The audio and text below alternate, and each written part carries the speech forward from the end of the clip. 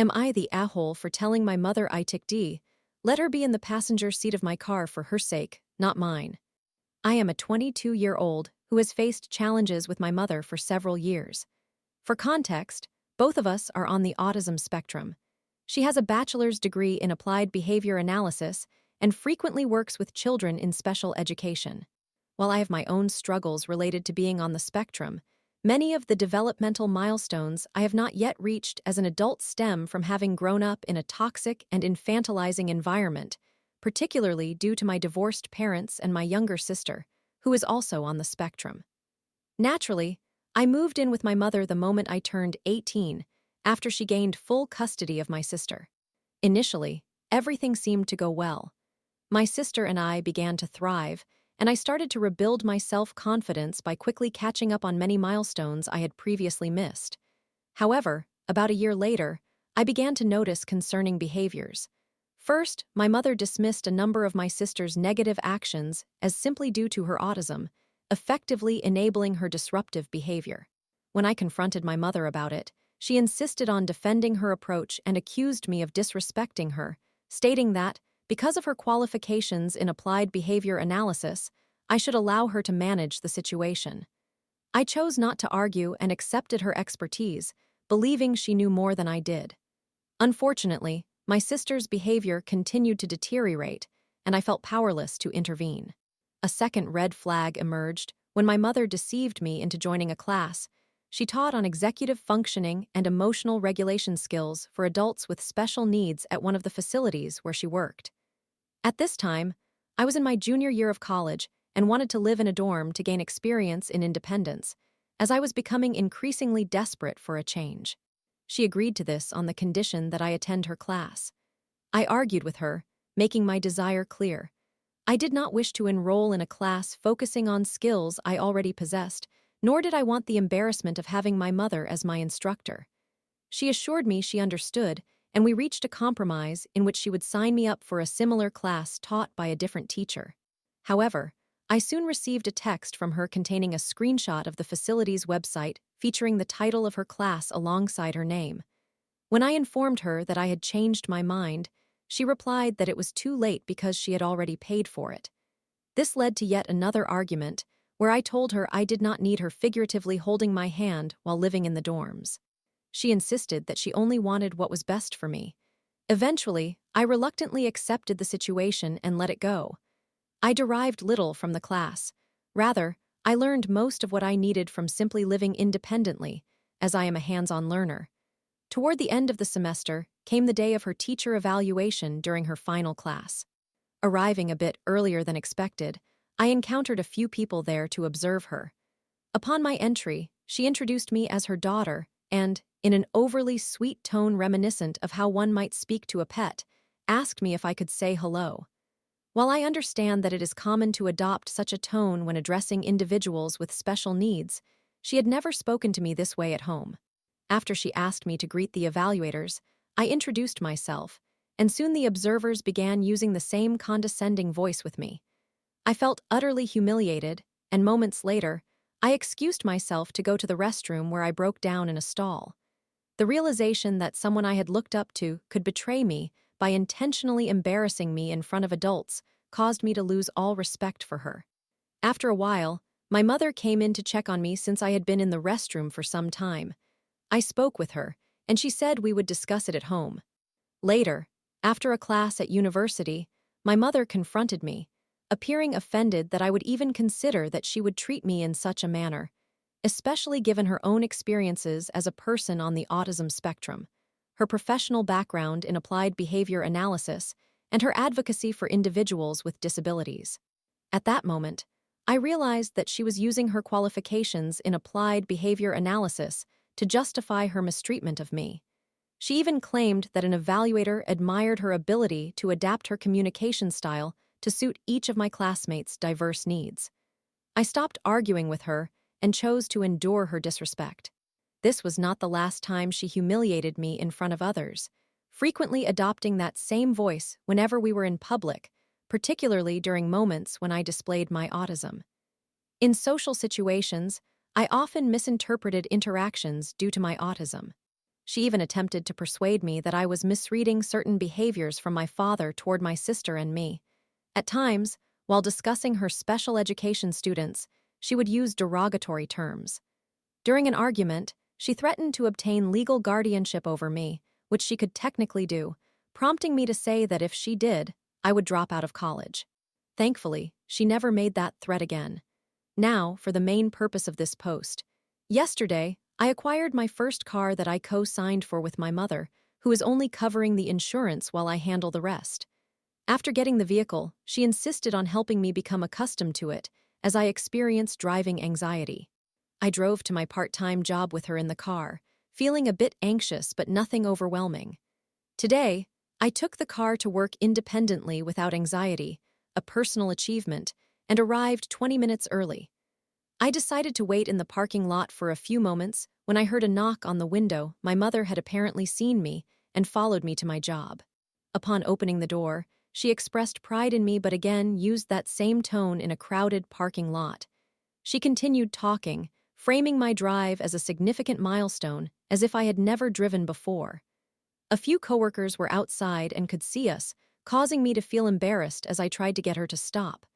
I expressed my discomfort, but she persisted. Ultimately, she declared her desire to ride with me tomorrow to practice driving to school.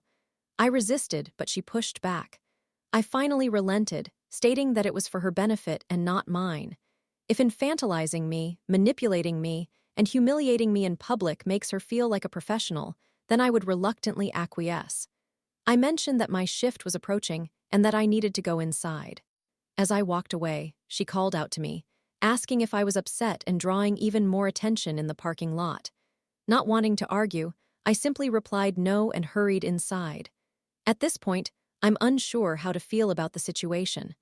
I might be overreacting, but it truly seems as if my mother is attempting to control me to satisfy her ego. Leaving isn't an option right now, as I am still financially dependent on her while in college. Fortunately, I am graduating next semester, and I hope to secure a full-time job so that I can finally begin my life independently, free from her influence. Does anyone have any advice for me? Also, as a side note, she believes that Elon Musk's gesture was merely a result of awkwardness, suggesting it was an unintentional physical expression due to his autism. However, considering he performed it twice, I conclude it was intentional. Story 2. A dark night on a Volvo bus. This narrative is aimed at individuals who are single or in relationships, whether currently or in the past, who may wish to revisit certain experiences through my writing. To provide some context, I was involved in the business aspect of work, which frequently required me to engage with testers from a local firm, with most of our interactions being contentious, except for one memorable occasion involving a female tester named Neelima. During our initial conversation, I found her to be a gentle and soft-spoken woman from South India. As our discussions evolved, we discovered that we hailed from neighboring areas, which transitioned our exchanges from strictly professional to friendly, humorous, and slightly personal, even leading to questions about our physical appearances. In response, she cleverly remarked, "Not all things will be answered like your business requirements unless tested."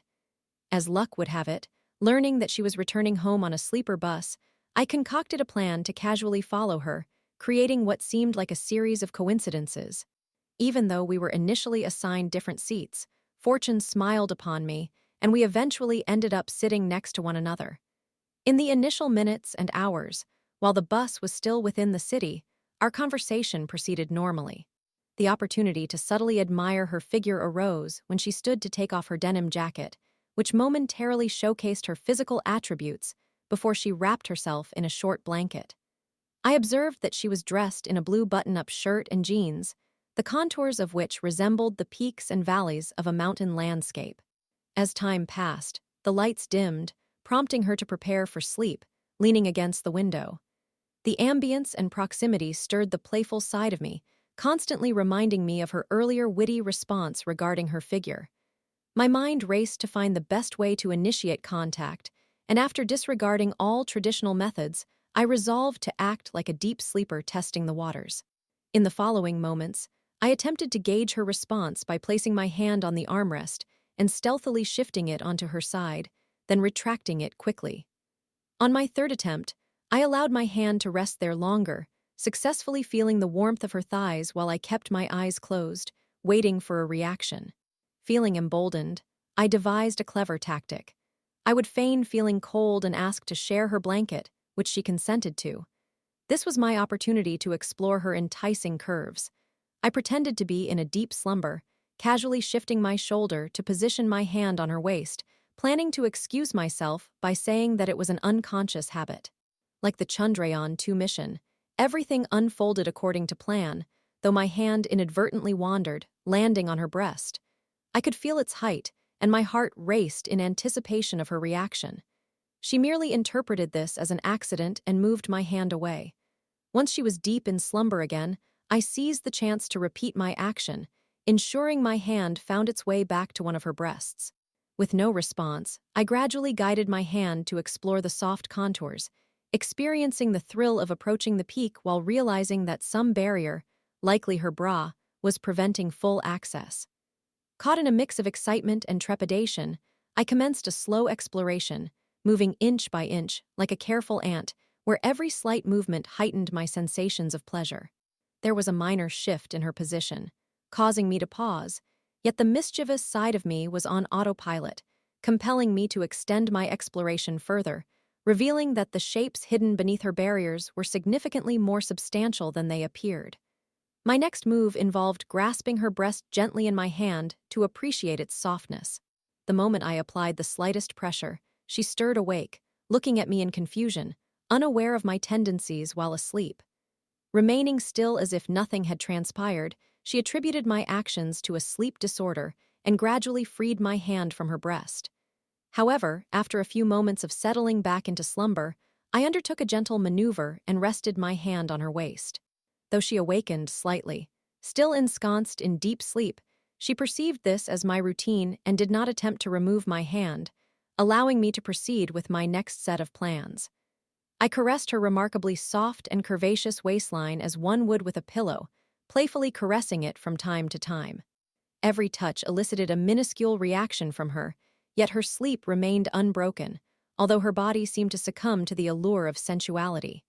Not wasting a moment since the seduction had begun, I began my ascent toward her breasts, applying gentle pressure to them. Each of my touches coaxed her from a deep slumber, as if she were gradually drifting into a realm of pleasure without conscious consent. Eventually, 3 soft, hesitant presses against one of her breasts prompted her to realize I was genuinely engaging in exploration. Though shy, she was torn between her instincts on how to react. Before she could assert any resistance, I applied 2 more firm presses, igniting an inferno of desire as her body craved the stimulation. Yet, despite her body's frantic longing for pleasure, her self-control kicked in, swiftly restraining my hands from proceeding further. Turning to face me, she remarked, "I trust you understand that these are not your business requirements, and not all interactions are open for testing."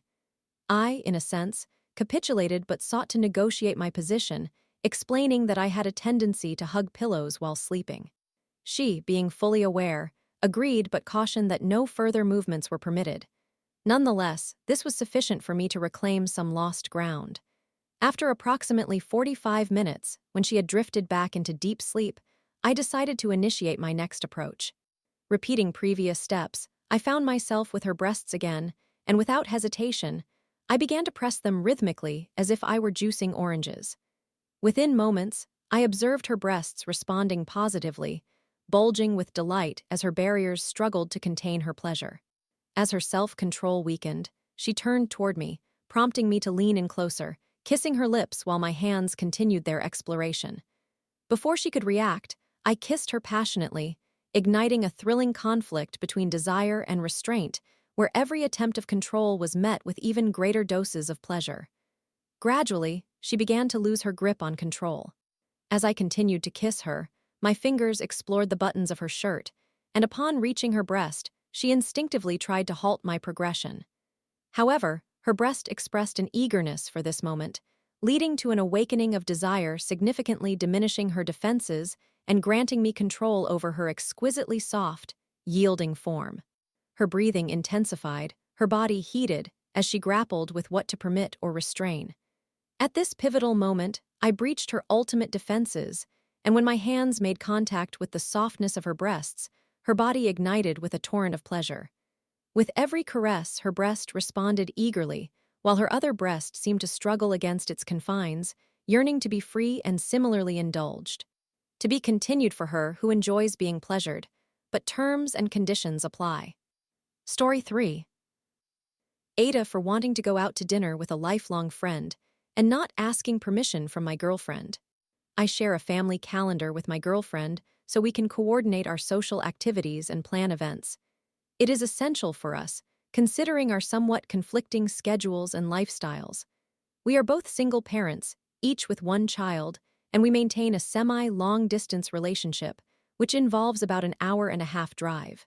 The logistics are difficult for both of us, as I work a remote 9-to-5 job, while she works 3 nights a week.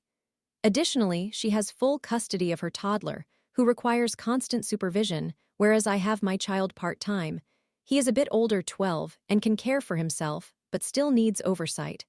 I have my child 3 nights a week. Both of us desire quality time together, but finding the right approach can be extremely challenging. This is where our conflicts arise.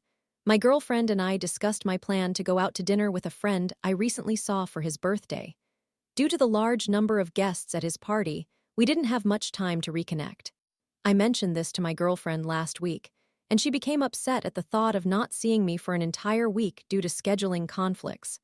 To address this, I offered to reschedule for the following week and placed a tentative night on the calendar, but she exploded in a text message, claiming that I do not consider her feelings. To provide additional context, my friend gave me my birthday gift during his celebration since I had not seen him since September about 5 months ago. He is one of my closest friends, living nearby.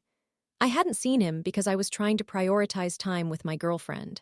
I have had several misunderstandings like this since being in the relationship. I even canceled my own birthday celebration because she couldn't make time for it. She also missed my friend's birthday party, unable to take a night off from work. I have attended all her family gatherings and even assist in caring for her child 1 night a week while she works. I love her child, so I don't mind helping, but it is significant because it takes away from my personal time. Driving to watch her child costs me more in gas than what she earns during her shift.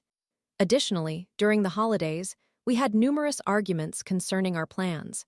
My family resides in various locations, so scheduling was often last minute, and she got upset with me, even though her family did the same thing. She felt that because of her work schedule, no one cared about her, and while I empathize with that, I believe many of us, including all family members, face similar obligations, which complicates planning. Regarding her child and family events, I never felt the need to lecture her or use it against her. I simply appreciate the time I spend with her family and her child, as family is important to me. Therefore, despite the challenges, I accept the situation. In the last 4 months, I have been doing the majority of the driving, totaling around 24 hours on the road to see her. Moreover, I am responsible for 98% of our travel between the two of us, even encroaching on my work hours to assist her and handle obligations. Sometimes, I have to leave early in the morning to fulfill work commitments or to maintain one of my remaining friendships going to the gym with a buddy once a week. He has grown frustrated with the situation and no longer invites me. We previously used to go 3 to 4 times a week. I could elaborate on additional matters while I am with her, such as her expectation for me to do chores, cook, or change her child's diaper. She directs me to do so rather than asking, after I have worked a full day and am exhausted. This strikes me as odd, as she works 5-hour night shifts and has the entire day free at home. She also lives in a place she cannot afford, and I assist in covering the rent. I am balancing a full-time job while taking on side work with the little free time I have in order to help pay her bills. I have sacrificed hobbies, friendships, and personal time to try and develop this relationship with her. While I contribute where I can, when I ask for an evening with a friend, I am reprimanded for not thinking about her. It is disheartening because I anticipated her reaction before even putting the dinner on the calendar, but I wanted to gauge her response. I do love her, and I understand that time apart makes relationships difficult. However, I believe there are things she could do as well, such as driving to see me and staying here when she is not working, just as I do for her. I am working tirelessly and feel exhausted both physically and mentally while trying to manage everything. This sentiment holds weight, as I am in excellent physical shape. I mention this only to provide context. I do wish for us to reach a point in the future where our logistics align, but the current situation is incredibly difficult. It begs the question, even if all obstacles were removed, would we still face these issues? To be fair to her, I do feel somewhat inadequate in planning more date-like outings, but it is challenging when I am already paying a significant amount for gas and her rent, constantly seeking ways to earn additional income. Aside from my responsibilities, I do not have a night to myself. As a result of my exhaustion, I am not always at my best when I am with her, not in a grumpy or abusive way, just tired. This post is largely a venting session. I understand that, but I am deeply entrenched in the constant motion and feel as though I am tiptoeing around issues. I am left questioning whether I am in the wrong, unable to see the truth of the matter, wondering if this is what married life feels like, or if this is typical behavior in women. There are moments when I feel overwhelmed, and perhaps I should encourage her to seek someone who can fulfill all her needs, someone who can provide a home, marry her, and bring her dreams to life.